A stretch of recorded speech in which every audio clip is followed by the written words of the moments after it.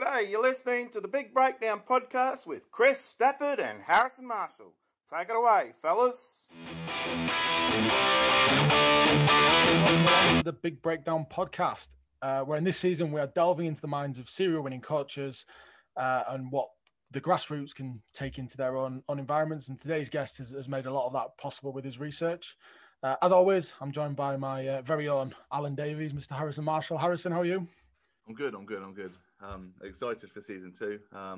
Season 1 is a lot of very interesting topics, and I can't wait to just delve a little bit deeper into our new topic this year.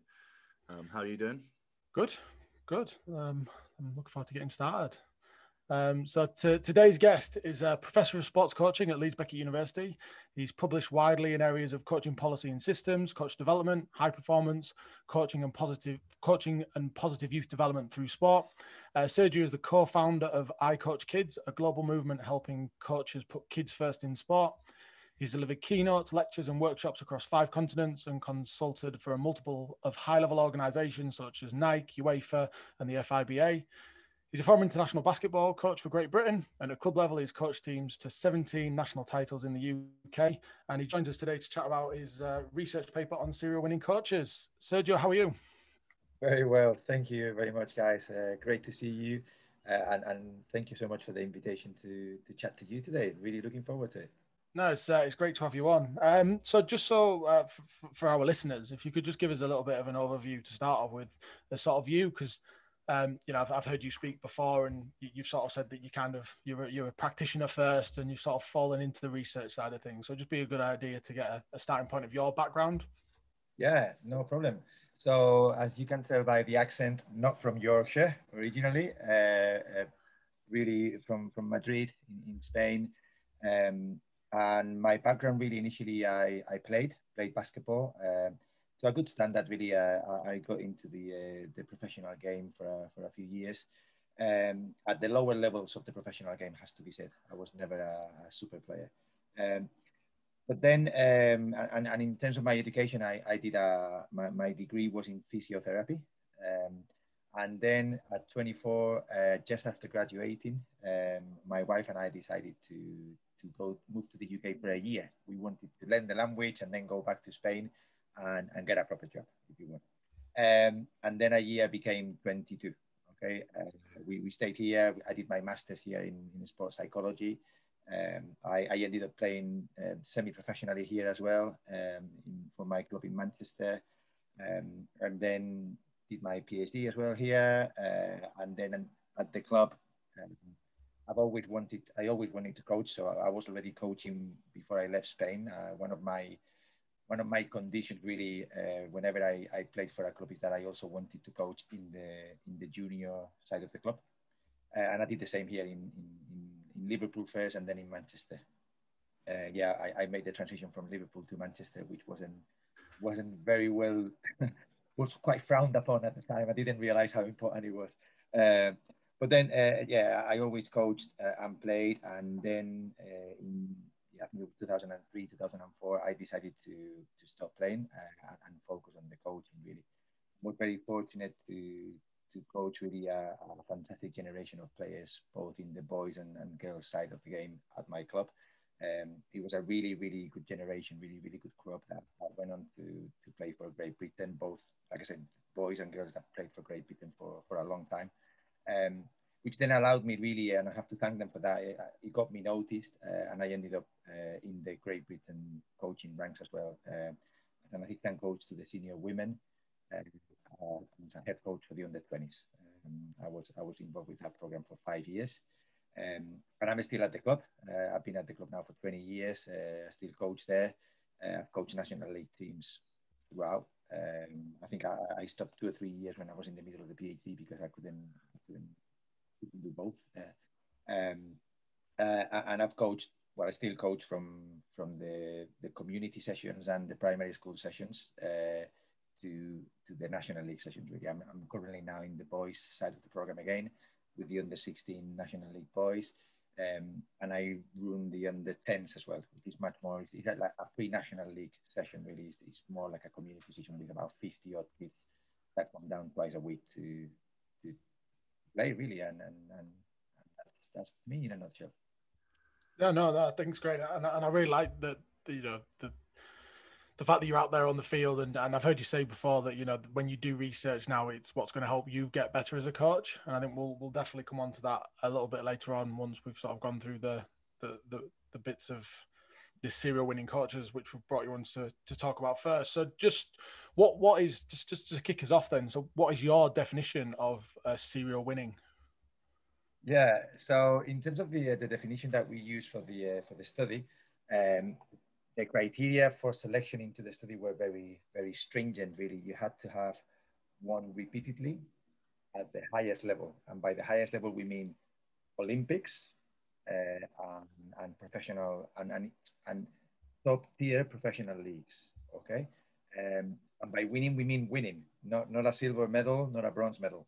Okay, not a runner up, winning the whole thing, and you had to have done that repeatedly over a sustained period of time, but also with different teams or different athletes. So to give you an example, someone that didn't qualify at the time of the study would have been, Rafa Nadal, the tennis player. So his coach wouldn't qualify because his coach only coached Rafa Nadal. Okay, we wanted to make sure that we were looking at coaches that were able to win with different athletes or different teams or in different situations, really. And that's the definition, really, someone that has won at the highest level. It was really what we're trying to do, because the study was funded through the International Council for Coaching Excellence, and it was really designed with, we sat down with the expert group that they had at the time to look at who they wanted to interview, right? Which coaches they wanted to look at. And that was their prerogative, really, that they wanted to talk to these serial winners, because a lot of the research has really struggled defining expertise and how do we decide who is an expert, right? And that's fine, because there are different ways to define that. Now, for this study, the single criteria was winning, okay? And that leaves you open to, for example, you could say, well, some coaches have won because they were just coaching the best teams or the best athletes, okay? Fine, we don't argue with that, okay? What we argue with is, well, that's why we wanted people that have won repeatedly across different contexts, okay? Because that then eliminates that kind of thing of, for example, at the time, someone that didn't qualify at the time was Pep Guardiola, the Man City coach. At the time, he didn't qualify for the study because he only won with Barcelona for a number of years, right? Because we were doing the study at the time that he transitioned to Bayern Munich. So he wouldn't qualify at that point. Obviously, a few years later now, he would really qualify because he's won at different levels in different contexts, okay? But it was really a really select sample. That's it. Yeah, because I think even with that, I think I remember on the paper that at the time of it being published, there was like 160 titles, I think, or within between them, yeah. They had, and there was only 17 coaches, was it involved? 50? Yeah, 17 coaches, yeah. And that's a number of different countries as well. Yeah, and the number of titles now has gone up because they've kept winning. All of them, not all of them, the majority of them have kept winning since. So then, so you found these coaches. Did you kind of have any, before going and speaking to them and talking to them and seeing them in their environments? Did you have any kind of like preconceived ideas of what you were expecting to see when you went into those environments? Yeah, I have to confess, really. I don't know. I think because maybe I've watched every American sport movie that you can watch any given Sunday and all this stuff. I thought these guys were going to be slightly, maladjusted and selfish and win at all cost. And I thought they were going to be a cross between Count Dracula and the Wicked Witch of the West. Yeah, that was my, and I guess that was also my own preconception as a coach in terms of when I competed at the highest level. That's what I felt people were like, and I think I was wrong at the time. It was just me not being honest enough to look under the surface really a bit more. But that was my preconception, that I thought they were going to be lone wolves that really only cared about winning and would do anything, would sell their soul to the devil just to win. But that was my preconception. Yeah, but then I think coaching is always developing. It's a developing art, and then the more we I think over more recent years, it kind of reflects the generation that we're currently sitting. So I know that, the coaching that I experienced is probably very different to the youth players that are experiencing the coaching now. What kind of think are the main drivers for that change over those generations? Well, I think there's been a general change in society, really, for the better. Okay, I know sometimes coaches complain about parents or kids or players having too much power nowadays, but I think that's just good for society. Really, I think for a long time there have been behaviors in coaching, from in junior coaching and senior coaching, that would never be accepted in an office or at a university. If I showed up in my lecture and started shouting at people or asking people to do laps or press ups, I don't think that would be accepted, right? And I think that's something that is filtered into sport. That you have a responsibility as a coach. You are in a position where you have a duty of care for the people that you're coaching. That they're not instruments for you. They're not objects. And I think that's a positive change. And it doesn't mean that you have to become all, use a word that is used all the time, all softy when you're coaching. Okay, it's not about that. And these coaches were not like that. Okay, they weren't soft or pushovers. Okay, but it is about being aware that you're dealing with people. That it's not only that. I think it's twofold, that you have a responsibility to look after their physical and mental well-being and help them develop as a person, but also that there is a belief that if you do that, they will actually perform better. So it is a win-win situation. It is part of your duty as a coach to look after them, but also selfishly, if you look after them, they will perform better. So I think it's a win-win. Yeah, and I think we'll definitely probably come on to that a little bit later when we get into the bit around the day-to-day. I just want to touch back on something that you've just said around sort of that understanding of expertise. And was that the rationale for the basis of the study? Was it to try and understand what is it that makes these coaches get the best outcomes out of their participants? Yeah, exactly. We wanted to understand what these guys, I mean, the study was a bit innovative in the sense that typically studies have looked at what coaches do. Okay, and they've looked at what coaches do on the ground while they are coaching in front of the athletes. Okay, that's been kind of the typical studies. This study was slightly different because he wanted to not only look at what they do when they are with the athletes, but actually we know that the job of the coach is much bigger than that. Okay, that what you do with the athletes is only a small part. It's a couple of hours of your day. Okay, but as a professional coach, you're working long days doing all kinds of other stuff. So we wanted to look at that for a starter.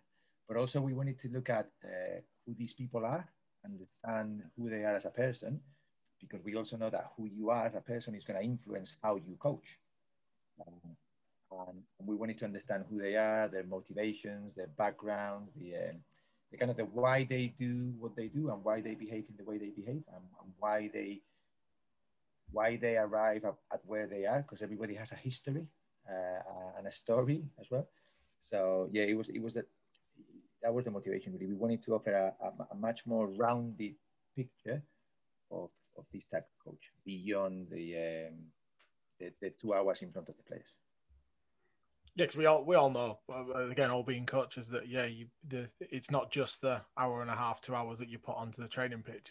There's a lot more to that. It's the relationships that you have with your players, the relationship you have with the other coaches, and that managing up as well as sort of managing below as well.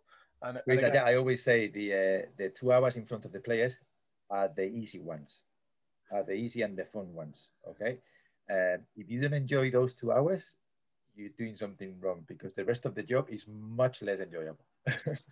I do probably agree with that as well, to be honest. Definitely. So we've talked a lot about the rationale behind it and the motivations. So I suppose the main bulk of the conversation we want to have now is an overview of what you found within that and what the key findings were. So you able to sort of just kick us off with that? Yeah, absolutely. So we build this model really of practice of the serial winning coach around three ideas: the idea of vision, the idea of people, and the idea of the environment.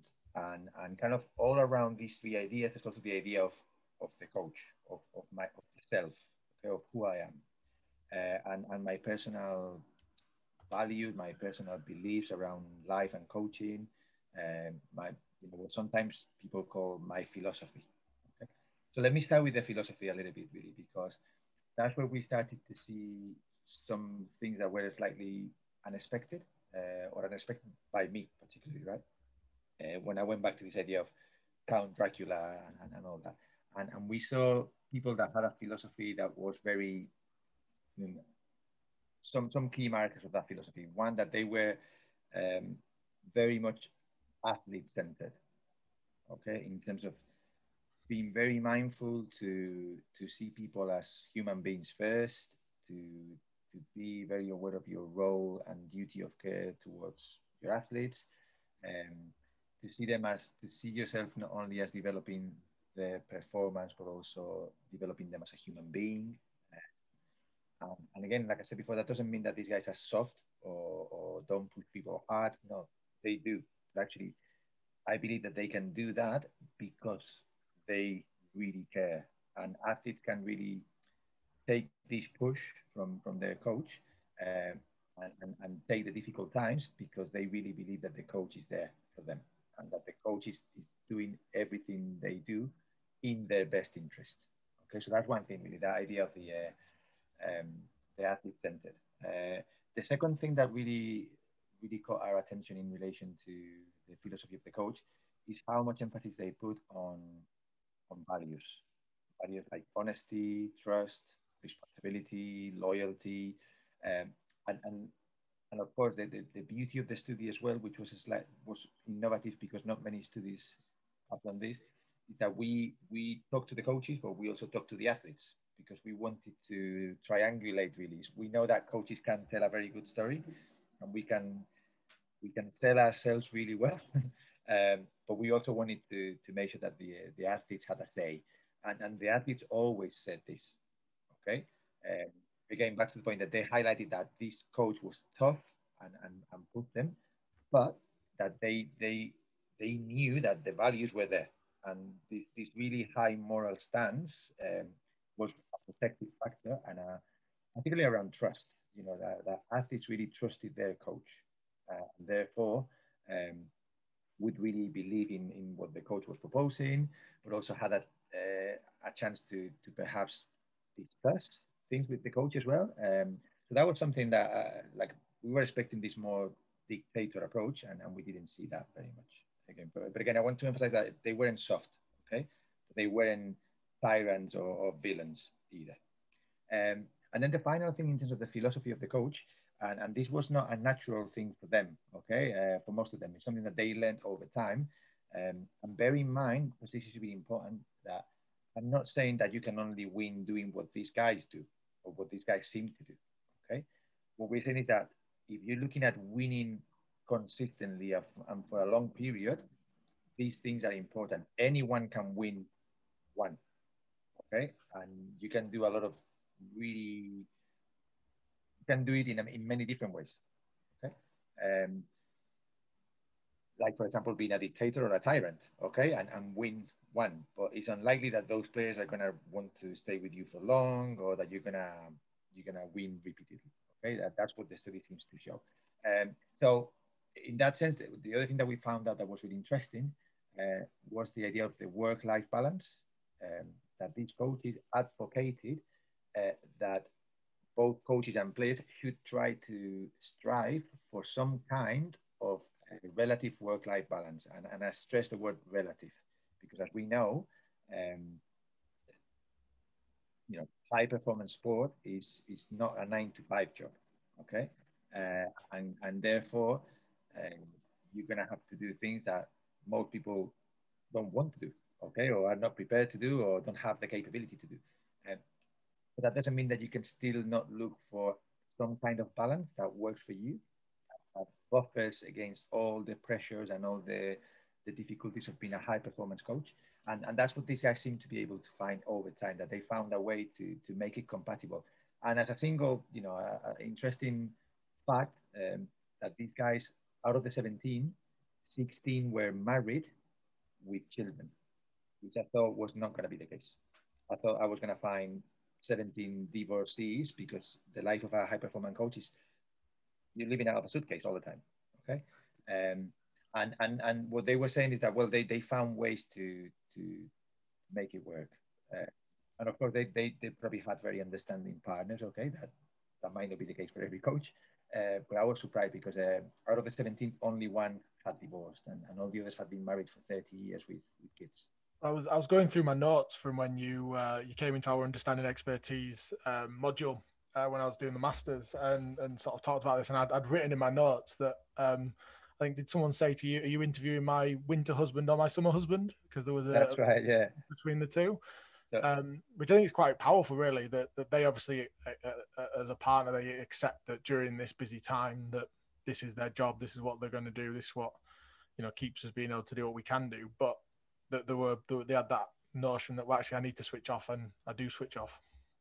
Yeah, and I think I've done the last couple of years, I've done a lot of work with UEFA in the UEFA Pro course, and I delivered a session on the serial winners in the UEFA Pro course.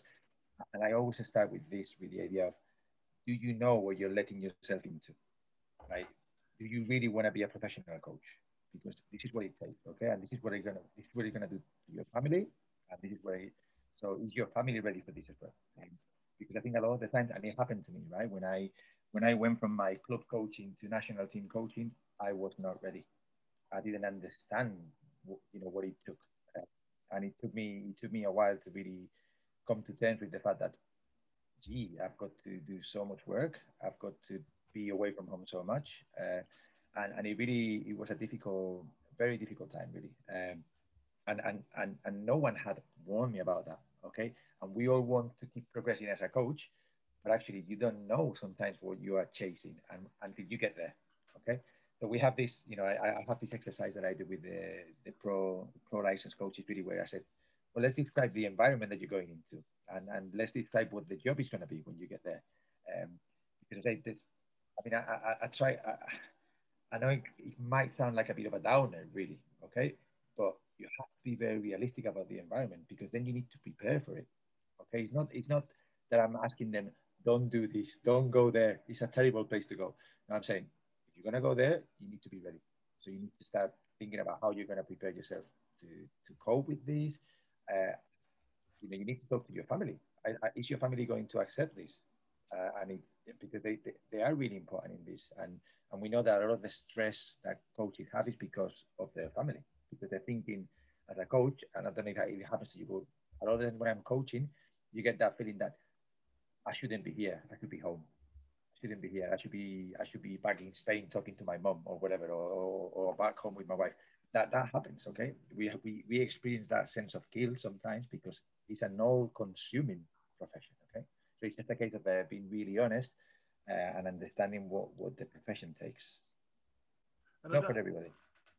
And I think you raised some really good points around that top tier and high performance. But I also think we touched on it within our podcast. I think it's also that grassroots element. Even those coaches, it's that work-life balance is essential in terms of their coaching as well. And when you're working when you are working a traditional 9 to 5, and then you're doing these additional coaching hours, it's important that you find that balance between spending time with the family of an evening, or spending it down the local football, basketball, or rugby club. Because when it comes to competition season, that could be a Tuesday, Thursday, and a Saturday, all taken up with your time. How did you find that? What kind of methods did you use to try and find that balance between being all consumed with the coaching side and spending time with the family and on yourself?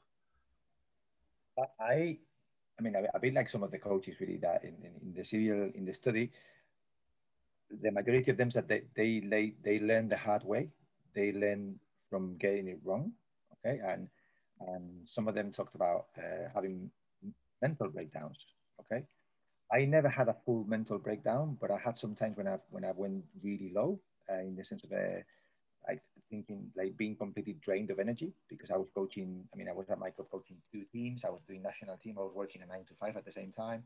And it's at that point where you have to go, oof, okay, you have to learn to say no to a few things. And because the problem is that the higher you go, the more opportunities you get. And you get that sense of, if I say no to something, they're never going to offer it to me again. Like you don't want to miss the boat. So I think one thing is to get rid of that as much as you can, because if you don't say no, you're going to struggle. And it still happens to me, right? It happens now from the academic point of view, right? I think I've reached a pretty good balance in my coaching. I'm still coaching like 20 hours a week, okay? But I can handle that, okay? But I'm now, with my academic work, I'm getting quite a few opportunities to do stuff, and I'm thinking, ooh, I'm back to where I was with my coaching 10 years ago, right? So learning to say no is important, and just trusting yourself that, look, if you're doing good work, opportunities will always happen. So don't feel too bad about saying no. And then for me, the other big lesson is it's not just about making time for your family or your friends, or that's important, and you need to do that. It's about making time for yourself. I think as coaches, I mean, when to be a coach, you have to have a disposition that you want to help people. Okay, right? So you're already predisposed to always thinking about others as opposed to thinking about yourself. And I think we all have that. Okay? Everybody in coaching has that thing about, I should be doing things for others, not for me. So for me, the biggest lesson has been to find a way to find time for myself. And for me, if I give you my own examples, um, I'm quite religious about my running. So I like to go running at least 3 times a week if I can. And and when I run, I don't take headphones or anything or music because it's my me time. I don't want to be distracted. I just want to be in the zone in my running. Um, I do a little bit of meditation every morning just to set myself up for the rest of the day. And I make sure that every now and again I do something that I like doing.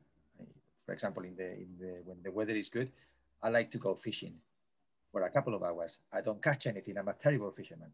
Okay, but it doesn't matter. It's just being out there on my own doing something. Just being able to find those opportunities where you're doing something that you like. Or I like watching movies. So sometimes just taking a couple of hours to watch a movie. So you have to find what works for you. But yeah, the idea of thinking about you a little bit more, not just about others all the time, I think that's quite important. Okay, definitely. And that, I think we've covered a lot there on that philosophy and being comfortable with yourself. Some of the other day-to-day stuff was on that vision, people, and environment. But what were some of the key bits around each one of them topics? Yeah, I think it was really important, the idea of, I mean, everything was important, right? But I think because, I mean, obviously I interviewed those 17 coaches. I worked with those 17 coaches, but then I'm a bit of a sucker for coaches' biographies and coaches' interviews on YouTube and things like that. So everyone that I couldn't access for the study, I've been trying to listen to them on their interviews or read their books or whatever, right? And I think it's the same for everybody. All these guys have a very clear vision of what they want to achieve and how they want to achieve it, okay? Both in terms of the outcomes, so they want to win this, and that, but also in terms of, for example, the philosophy of play. Right? If you look at someone like Guardiola, for example, he wants to play a certain way, okay? And he's gonna, that way is going to continuously evolve, but the main principles of how he wants to play are always there, okay? And I think I've seen that in every coach. They have a very clear vision about where they are going and how they want to get there. But then also they have it's okay to have that vision, but that vision is a complex vision because high performance sport is a very complex activity with lots of moving parts. So what we noticed is that these guys were very good at simplifying the complexity. So they can focus on the key elements that are going to really make a difference. And we called it simplexity. Okay. It is complex, but I can make that complex picture simpler by breaking it down and by really making decisions about what's really important. You cannot look after everything. So what's going to make the biggest difference? And that's really, really important. And obviously after that, I mean, these people are very, very keen planners. They plan everything, and then they revise and review all the time, constantly briefing, constant reviewing. So, but again, the main thing around vision is the what do I want to achieve? Very clear about how I want to do it. Really, what's my style? What's the what do I believe in? And then simplify the complexity. That's what the vision really. In terms of the second element is the people.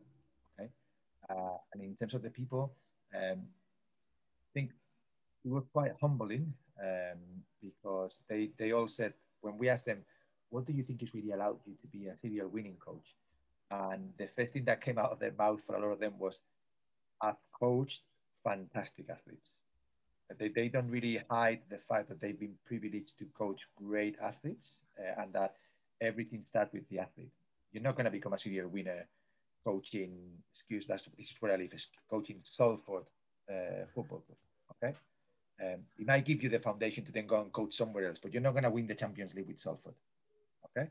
And these guys had opportunities to work with great athletes, but also they said that was the beginning of all. But in terms of winning consistently, they were very strong on the idea of people are important. So I need to have the right people in my setup.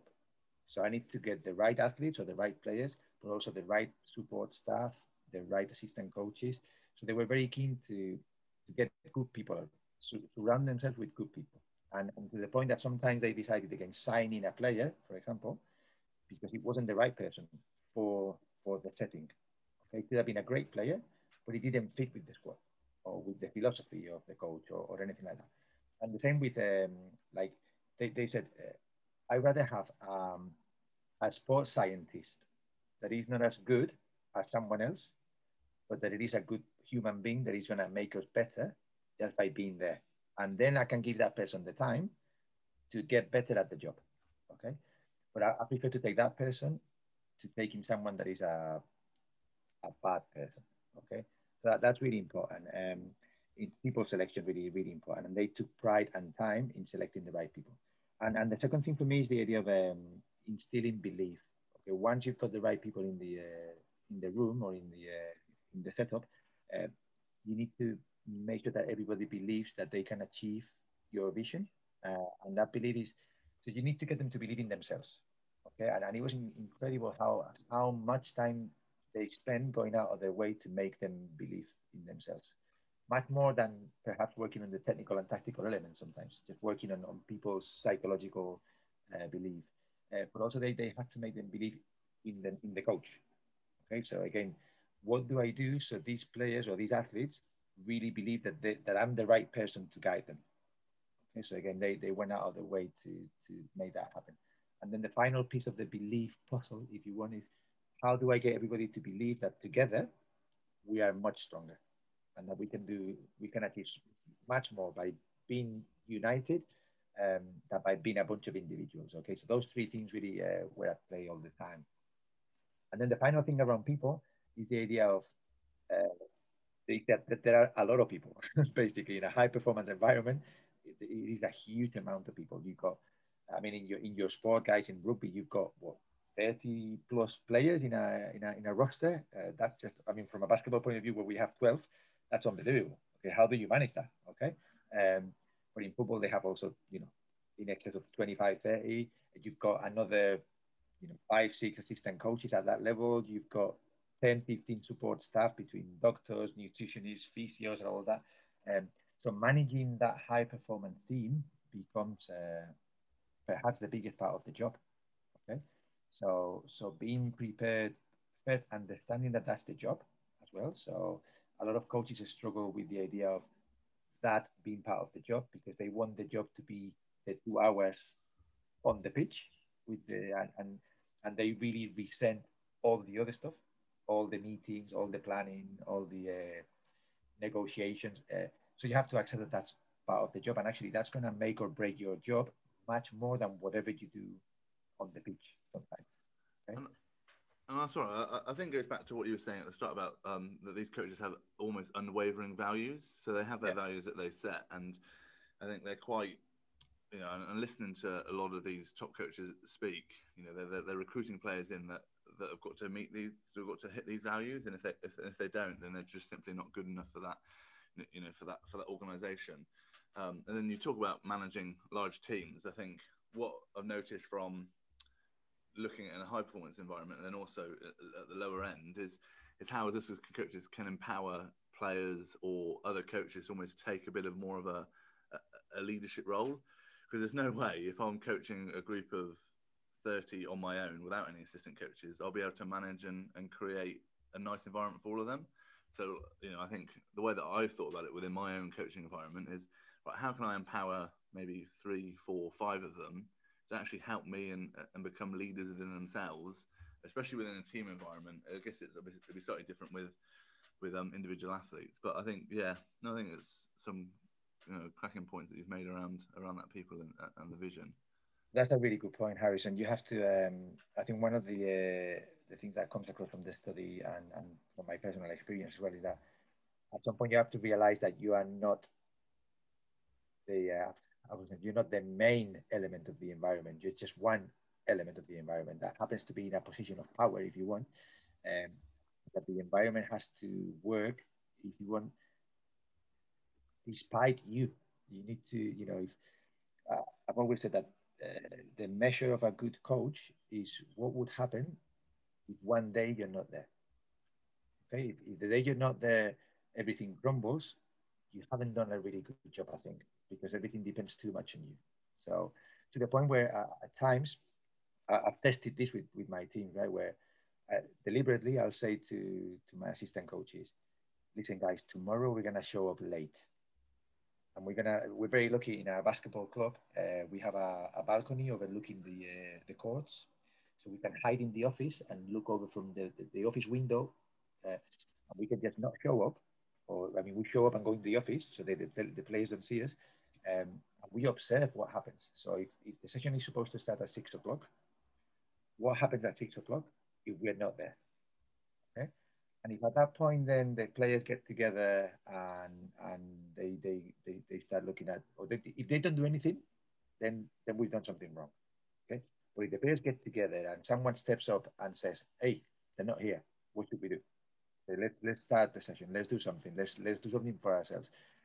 That's just an example of, okay, so maybe we've done something good here. We've empowered these people to be their own coach. I think that's always for me, it's an important thing, really. I've always said that the job of the coach is to make yourself redundant. As you were saying, Harrison, you know, you have to empower people to take charge, really, for multiple reasons, really, because they play the game. You know, they are the ones that have to make the decisions in the middle of the game, but also because eventually they'll become coaches, or eventually they'll go somewhere else, and they need to be able to stand on their own 2 feet without depending on you. So no, I think that's really, really important.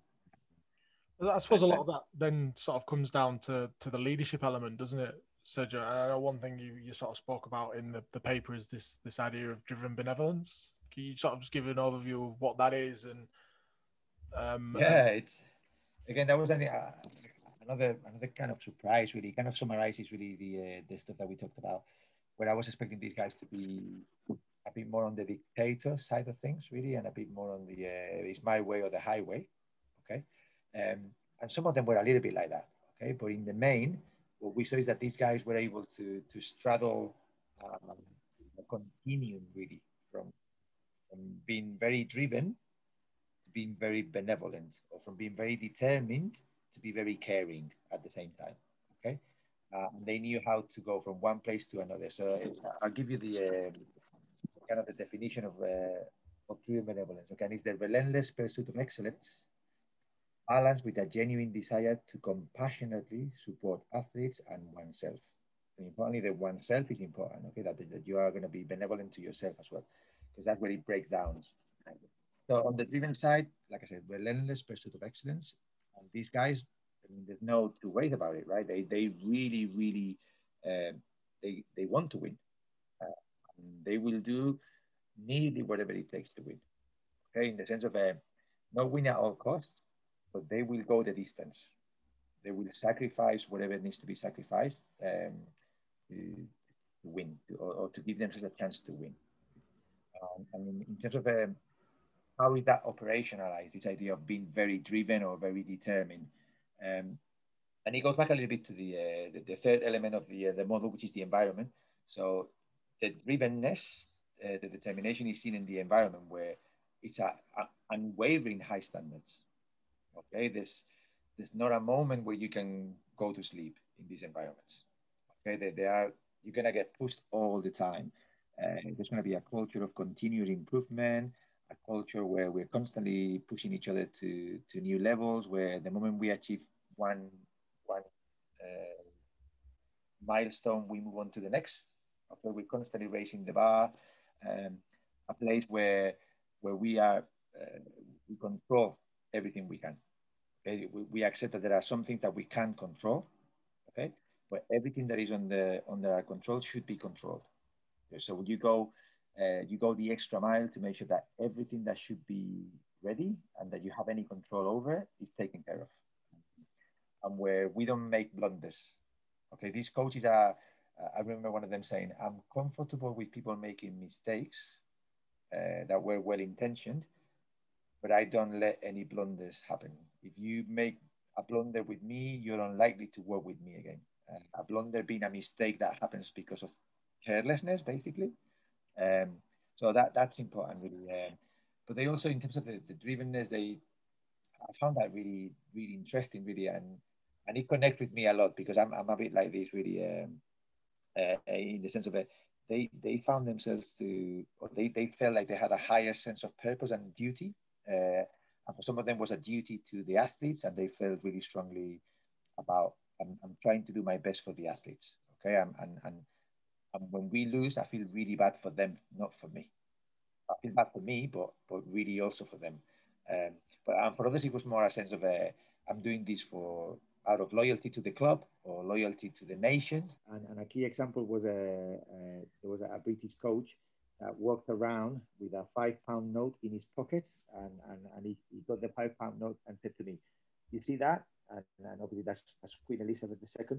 That's who I work for. I work for Queen and Country, and he carried that note to remind athletes. Okay, and the athletes confirmed that story. Okay, when I interviewed the athletes, the first thing they said to me is, "Did he show you the £5 note?" Because he's carried that £5 note in his pocket for 30 years. Okay, and that was really, really interesting. And another element really that we saw as well was that for a lot of these coaches, they had this pathological desire to win. And when we look deeper into why that was, it turned out that a lot of them were, in their own words, failed athletes. They had tried to, they were, a lot of them were Olympians, a lot of them were professional athletes, but only a couple of them had managed to actually win a medal at the Olympics or a professional championship. So they kind of were making amends for being failed athletes.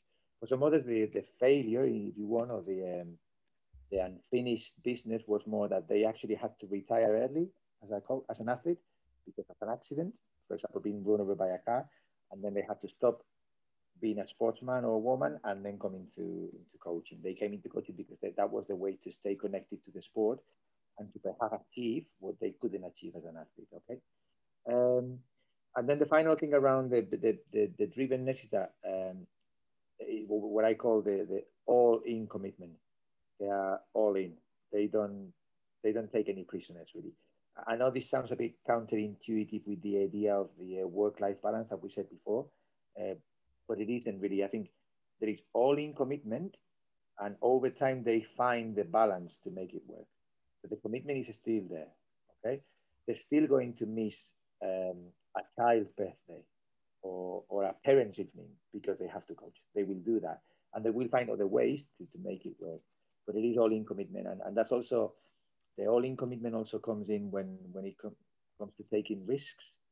So these guys are not shy in taking risks. They actually think that that's a big part of winning, that you have to take risk, and they're not crazy risks, they're calculated risks, but they're very keen to push the boundaries really of whether that is taking a job in a different place or doing things in a slightly different way to continue to win. But they're good at taking risk, and they see that as a valuable thing. So that summarizes the drivenness. I don't know if you have any questions around that, or if you want me to move to the benevolence side of things. I think that drive, I think it is quite common within, some of the coaches that I spoke to. And I remember sort of a couple of years ago now, I read a quote from Richard Cockrell on the BBC website where he said sort of how he hates losing more than he loves winning. Because, when he wins, he enjoys it for an hour and gets on with it. But when he loses, it's with him till Wednesday. He can't take that feeling of defeat away. And he sort of went on to describe that coaching is a lifestyle. It's 24/7, 365 days of the year. In some point, you obviously need to have that cut off of when you, like you said earlier, have that me time.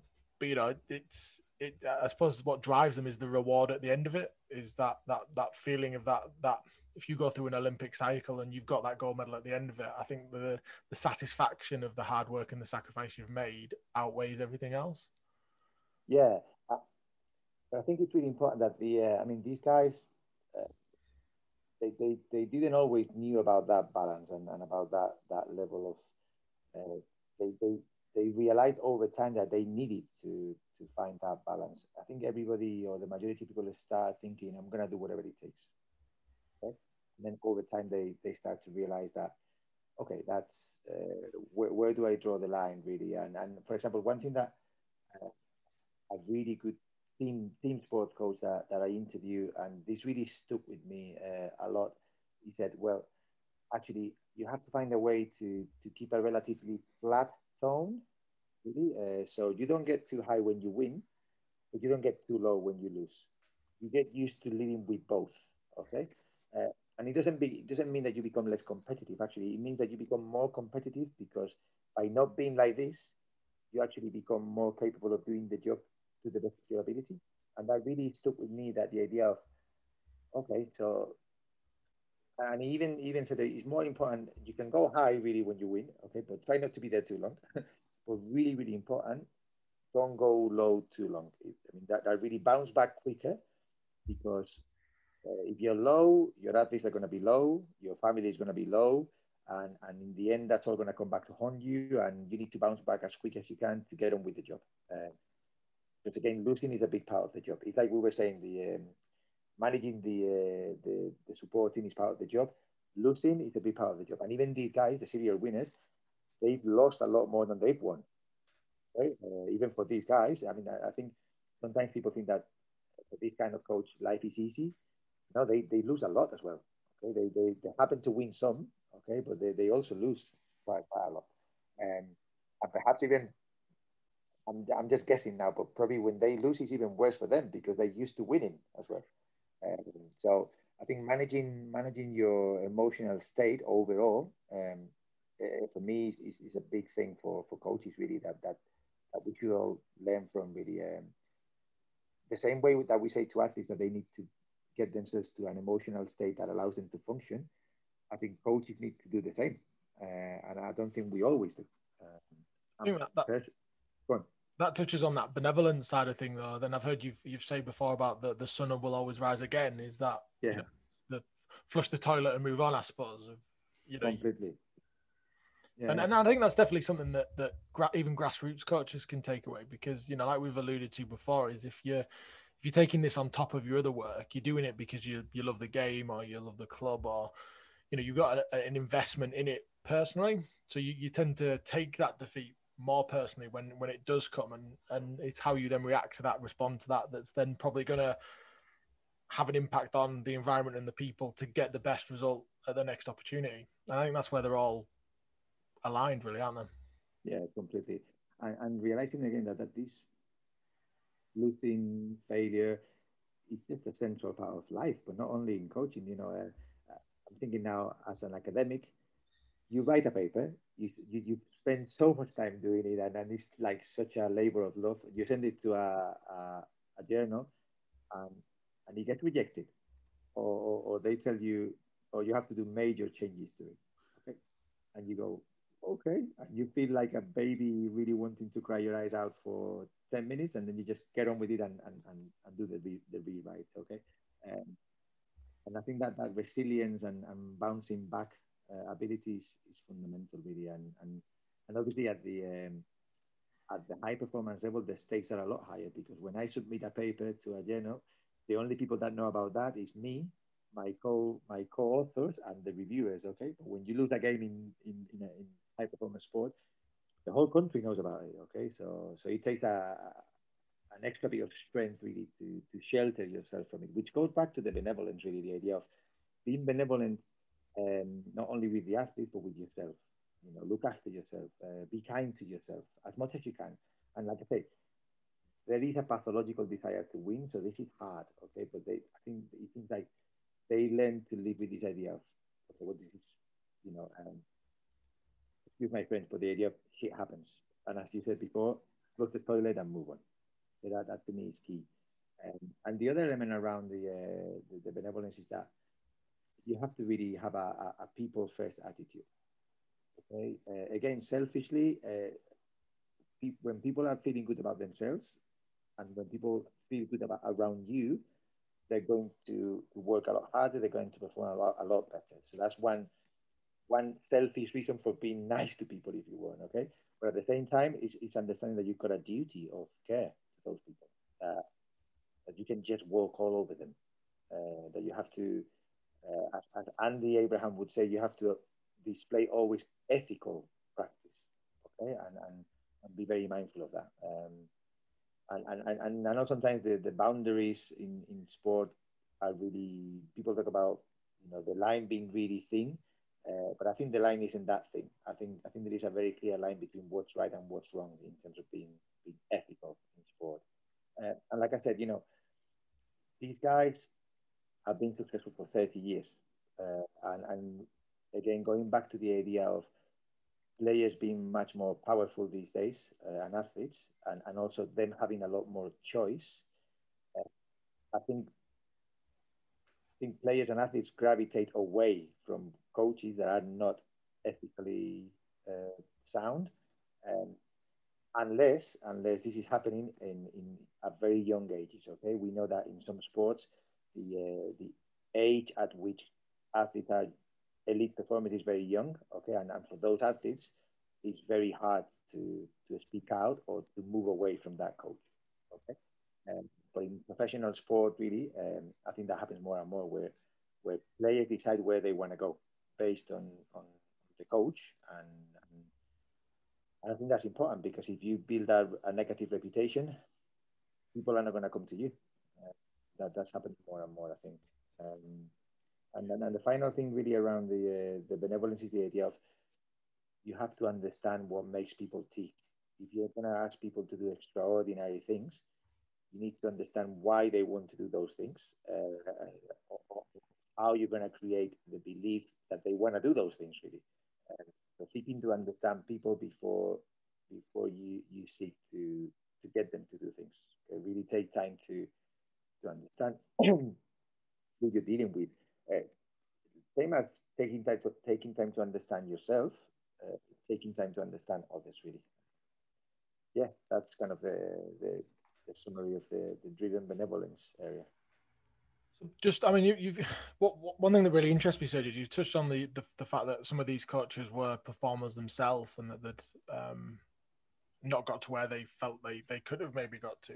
But where, you know, all this stuff around vision, environment, people, philosophy, and managing this drive and benevolence, how did they learn this? What was their education pathway to this point, in terms of realizing that this is how you get the best out of your participants?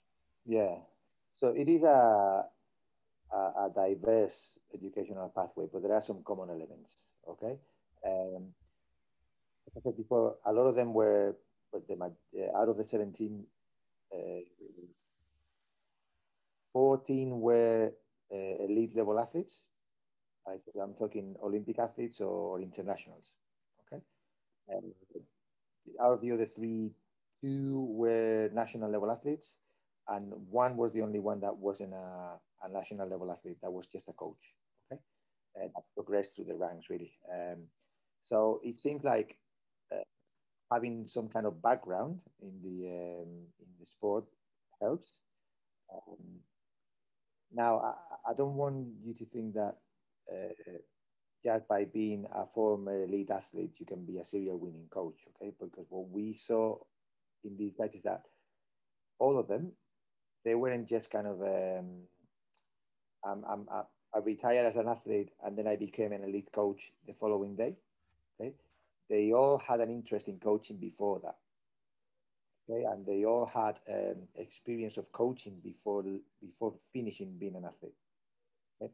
And they all had prepared themselves before finishing. They had done their coaching qualifications. A lot of them had sport-related degrees. So really highly educated people.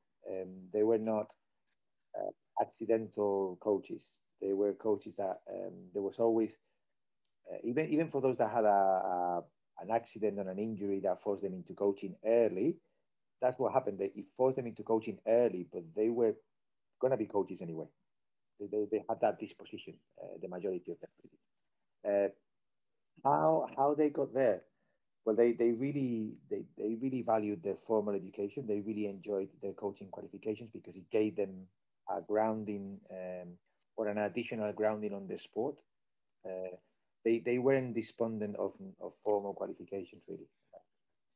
But then they really talked about the fact that they had all of them had some kind of mentor figure, one or two people that they really felt had helped them progress through to expertise in coaching, really, and those could be very as close as some of them that went into coaching quite young, um, just after retiring from the sport at 30 something. They brought someone much older into their coaching staff to have that kind of a mentor figure them there with them. Uh, some of them just had like critical friends that they could go back to all the time to assess this really. Uh, but in the main, to be honest, what we saw is that these guys were very thirsty for learning. They were very good learners. They went out of their way all the time to learn more stuff. So very self motivated. They didn't need pushing really to learn. And because of that thirst for learning, uh, they were also quite self-reflective. So they would really spend a lot of time, even if it wasn't in a formal way, okay, but a lot of time reflecting on their performance as a coach and the performance of their teams and trying to find ways to improve. And like I say, none of the self-reflection was very explicitly formal, but it was happening there. They talked about it's all I think about all day. When I'm not coaching, I just think about coaching. I'm driving my car and I'm thinking about coaching.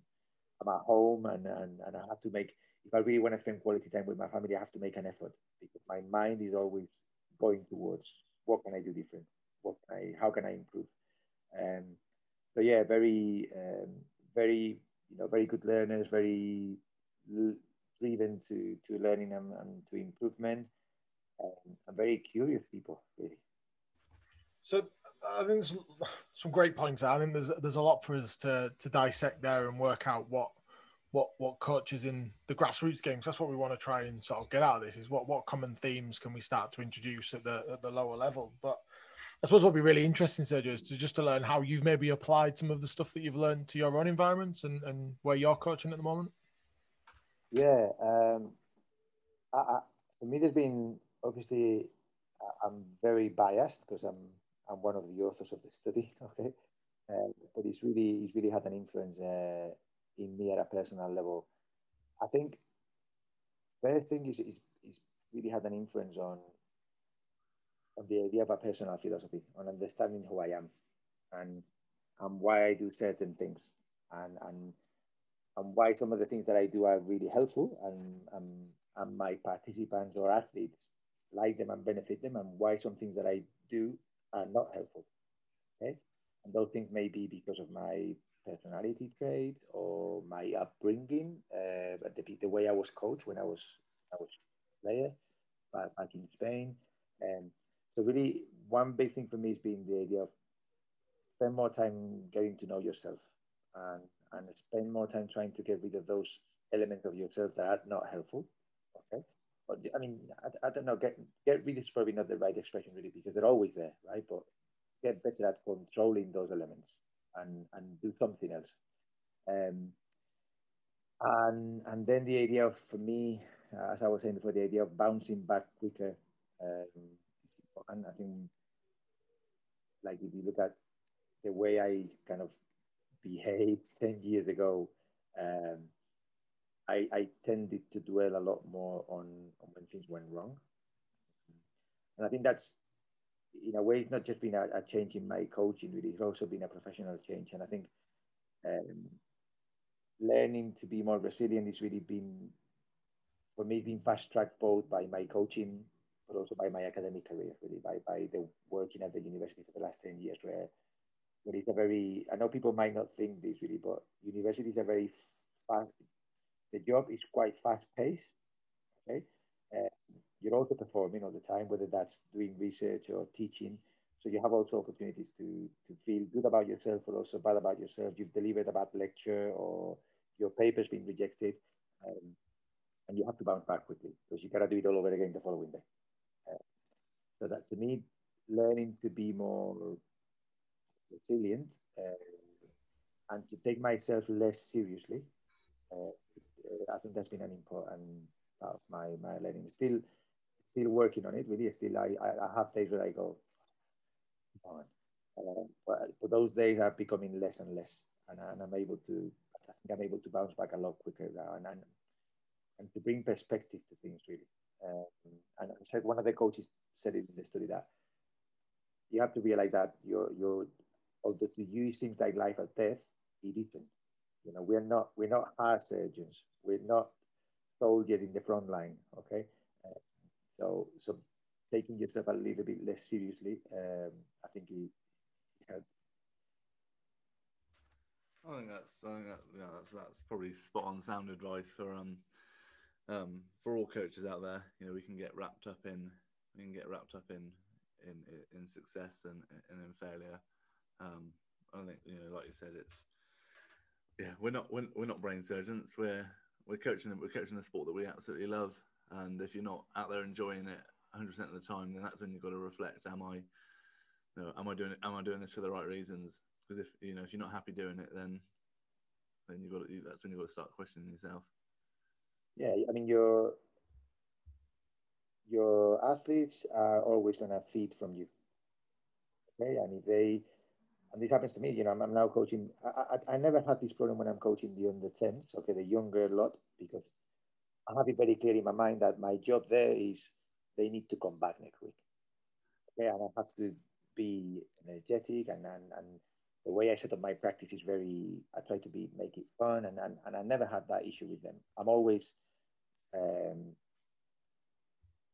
I don't want this to sound the wrong way because I don't want to undersell myself or undersell coaching at that level. But I'm always closer to Ronald McDonald's, okay, than than an elite coach in that sense. So I try to really keep things very light and enjoyable. When with the under 16s, and this is an under 16, the equivalent of a rugby academy or a football academy, okay, that's my club, where we've got players that want to play for GB, that want to go on a scholarship to the States, that want to be professional basketball players. It is a fine line of keeping it light, but also pushing them because they want to get pushed and stretched and improve and go to the next level. And at times, I can be less energetic there and more clinical and more cutthroat, if you want. Um, and I know that whenever I get too much on that side, things don't work out, and the sessions don't work, and it's just always being able to catch yourself and reflect on, so what do they need from you? What level of energy do they need? How can you make it energetic, but at the same time being demanding, and at the same time being teaching and trying to improve them? And finding that level for me is the holy grail of. You don't need to be an ass to improve people. To the contrary, okay, and you just have to really being really aware of your energy levels, both in terms of whether they're high or low, but also in terms of whether they're positive or negative. Okay? You can be high energy, but that can be negative energy, and that's perhaps where, you know, I always joke that I always blame it on being Spanish. Okay, I want to be high energy most of the time, but I have to make sure that that's positive energy because I straddle into positive and negative very easily. Okay, um, and that's kind of my biggest learning point really of the last few years of trying to really be on the right energy point, both in terms of level of energy, but also the quality of that energy. It's not about being hooray, haha all the time. Um, it's really being aware of where you are, and that's for me because I'm a high energy person. Okay, not everybody has to be high energy. Okay, but high energy is what works for me. I think and goes with my personality. Um, but it's not the same for everybody. Okay, some people can be low energy or low intensity if you want, or highly positive, and that works. And I have sessions where I can be low intensity on purpose, but very high, very positive energy, very low. And I think that's important that you understand where you fit and where your players are as well. You know, what do they need from you today? Do they need high or low intensity? Do they need high energy or positive energy or negative energy? Because sometimes the negative energy also works. Say they need a bit of a kick up the backside, or you want to create an artificial crisis to see how they react to that crisis. Well, I think just on that point, I remember I think it was Mauricio Pochettino said in an interview that what he notices is that he'll go in and he'll get a vibe of the players, and he will then completely switch how he approaches a session or the session design based on these players at the moment that the energy is a bit low in the room. A couple of them have had tough days either away from the football ground. Right, me now, my positive energy's got to be up here to lift them up to be able to get a successful session. So and that's probably a really hard thing for a coach to do is to be that self-aware and then find that balance. And that, you like I said, that is the holy grail. It is, because also, I mean, like you say, and like you're saying about Pochettino, that the key is that who you are on that particular day is dictated by who they need you to be. Right? But a lot of the times, who you are is more dictated by what happened to you before during the day and how you feel about yourself. Because if you've had a terrible day at work, or you've had an argument with your wife, or you lost the lottery ticket, or whatever it is, it don't matter. Okay, your car broke down, and so I remember one of the coaches at my club said to me 20 years ago, and I love this guy.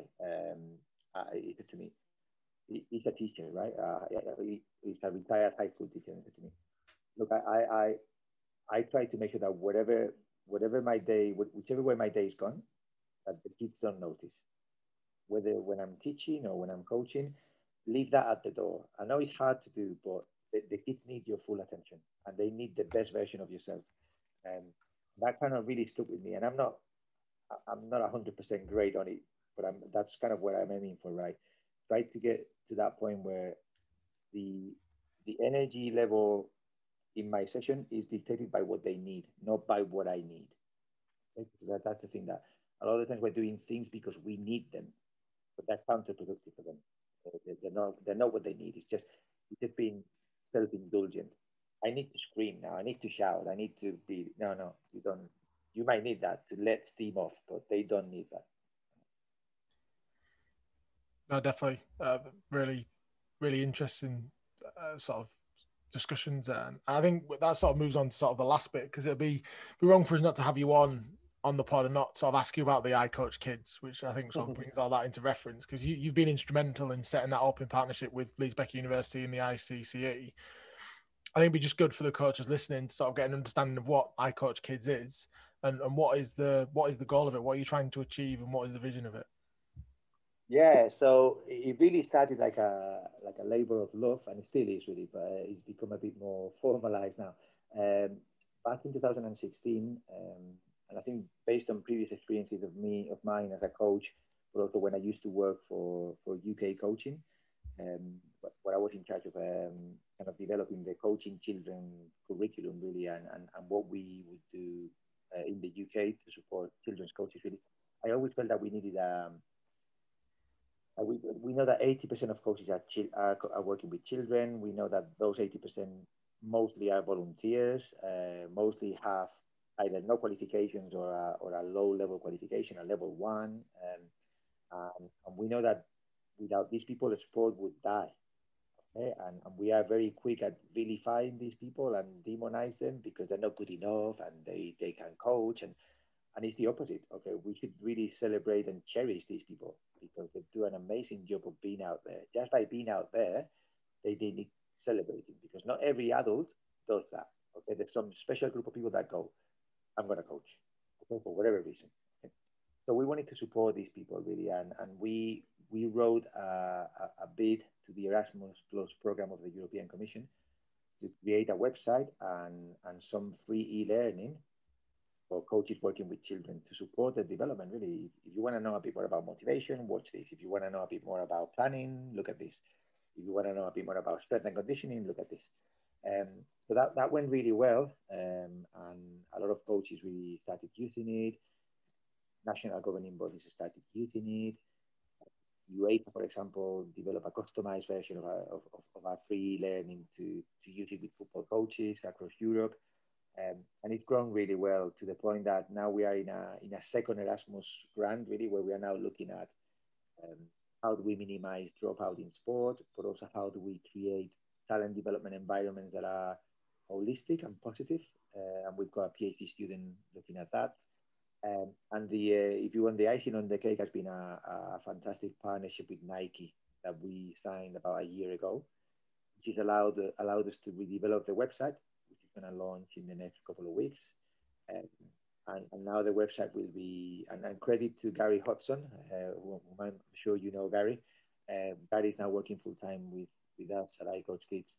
And the new website is very interactive. So as well as having information on it, like videos and articles and blogs and things, you will have what we call a connect section, where you will be able to join interest groups or to create your own interest groups and start chatting to people, ask people to join your interest group and start chatting. You could create a rugby coaches group, a grassroots rugby coaches group, and just have people having discussions in that group, posting ideas, posting documents, posting content, support each other really. But also the website will have what we call a coach section, where you can create space for your own teams. So you can create your team, and then you can send that information to the parents of your players, or if they are over 18, to your players to join the team. So then you have a space where you've got a calendar, so they know when the training is, when the fixtures are. You've got you can put your own folder, so you've got a folder with your playbook or your set plays, with your coaching sessions, with your information documents, with your whatever. It's just a place where you can just manage your team without needing a WhatsApp group here, an email list here, and then paper documents here. Everything goes there, and there's a messaging service there, so you can message the parents. There's a forum you can feed posts into. It's just amazing, really, and that's thanks to the partnership with Nike. It's growing.